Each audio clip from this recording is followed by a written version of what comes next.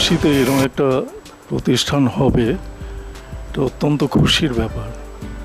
কারণ সংস্কৃতি বলতে যা বোঝায় সেটা শামসিতে খুব কম, এখন আরও কম।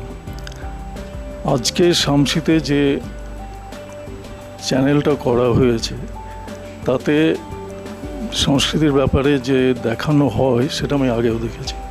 যেমন আমাদের রবীন্দ্র জয়ন্তী করা হয়েছিল নবোদয় নাট্য সংস্থার তরফ থেকে, সেই অনুষ্ঠানটাও দেখানো হয়েছে, এটা আমি আগেই দেখেছি এবং দেখে আমি অত্যন্ত খুশি। এরকম একটা প্রতিষ্ঠান হবে শামসিতে এটা আমার কল্পনাতীত ছিল। কাজেই এই অনুষ্ঠান দেখার পরে আমার অত্যন্ত আনন্দ হয়েছে, আমি অত্যন্ত খুশি হয়েছি।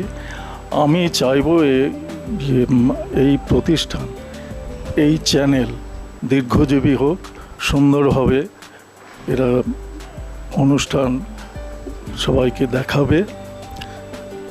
আগামীতে আমাদের দুর্গোৎসব, শারদীয় দুর্গোৎসব, সেই উপলক্ষে আরও কিছু নতুন নতুন করবে এবং ভবিষ্যতে আরও নতুন নতুন কিছু করবে এই আশা আমি রাখি এবং আমার আন্তরিক শুভেচ্ছা রইল এই চ্যানেলের প্রতি, এই প্রয়াসের প্রতি।